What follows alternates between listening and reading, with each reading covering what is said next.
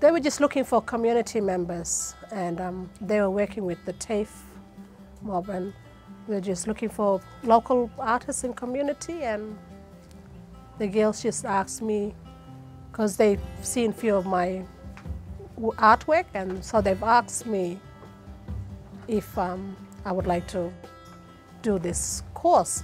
So I said, yeah, I don't mind. And then from there, it just continued on, yeah. So we got together, a group of us. It was Marsha, myself, Margaret, and a couple of other artists at the time, and we was discussing a new name for ourselves. What could we call ourselves? And you know, we played around with a few things, and there's a lot of, I don't know, what would you call it, slang or Creole that we use in our language every day. And we thought, okay, Weipa, so we shortened to W-E-I. The num means us. So it was just, you know, Weipa being the main point. And all of us, because we do Mapoon, Weipa, Napranum. So that's how Wei'num came about. Wei'num for women, it's like another support group that get ladies involved in producing art.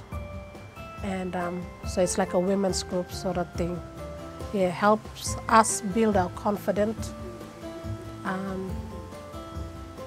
and yeah, sharing stories with our children. We keep each other strong. You know, we're supporting each other all the time. We're talking about our art and trying to encourage each other, you know, try this, or, you know, look at what's happening around us. You know, we live in a beautiful place of Australia. You know, the inspiration's all around us.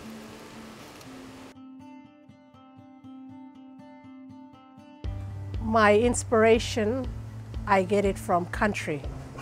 So when I do paintings, I think of what's on country, like with the bush foods and the rivers and yeah, the shell mounds. So everything reflects around country. Well, you see different things on the land, bush fruit, animals, that kind of.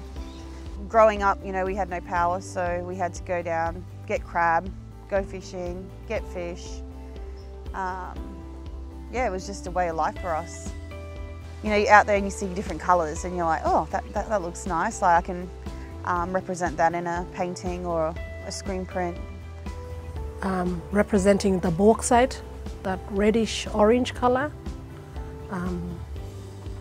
the landscape, and like when that burning, you get this sort of black brownish colour after burning.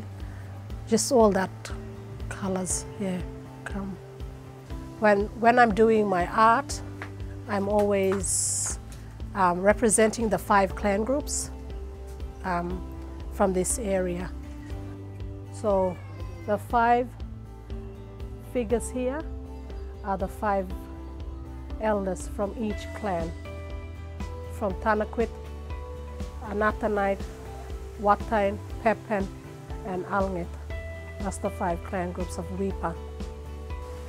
Tapich, Granitan, she was one of my inspiration. Her book, her dictionary, she says, it's titled, I Can Hear Them Talking, and it's true. When I go out on country and you sit, when it's quiet, when you hear this wind the breeze blow, you can hear spirits. It like travels with the wind, and things like that inspires me.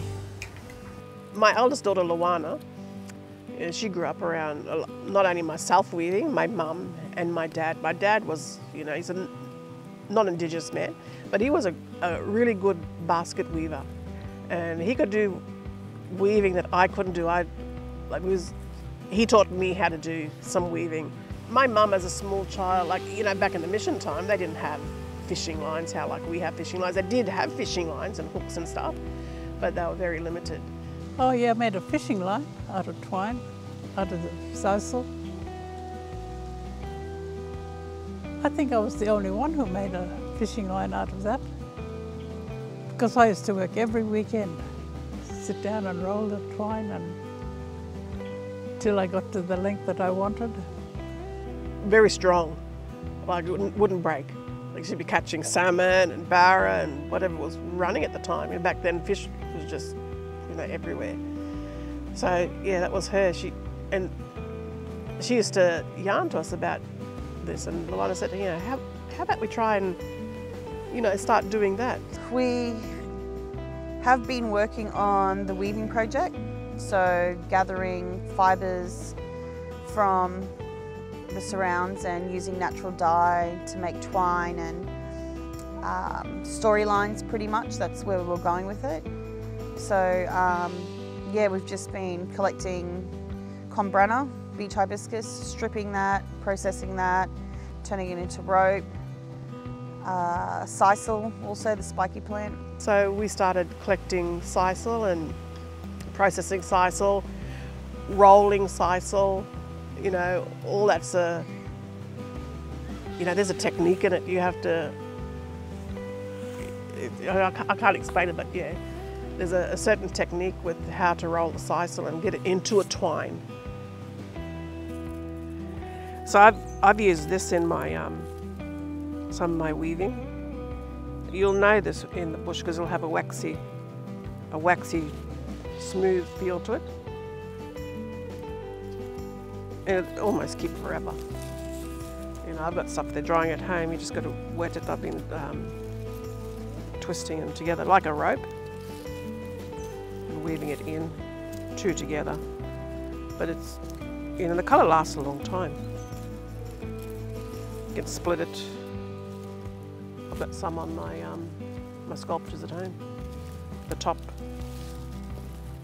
And then just playing with a lot of different dyes around here. We had the opportunity to go up to Badu a couple of months ago and explore what dyes, because we have very similar landscape. And yeah, we just kind of put our feelers out there and found some different dye that they were using and different processes they were using, and did a bit of a skill share with Badu. So going to Kiev was a really big experience for me, and also getting to see other Indigenous people's artwork was really inspiring for me. And then that sort of gave me confidence to sort of want to continue on the stories from country, sharing it with the younger generations, so when they grow up they can, at least they've got something to share, and say that their stories from their country. My hope for Wei'num originally was to have something set up here, because back, I'm always going to revert back to mission time, because that's, culture, custom, craft, that was all forbidden by the missionaries that was here. So, we can regain some of that if something's, for me, Wei'num is about encouraging people to practice what's still out there and new things. It doesn't matter whether it's new. It'd be good if we can regain those old crafts and stuff that was done back in the day. But it's just providing a place or a source where people can come to and produce art, or we can encourage people, because we don't have a studio. This is our studio here.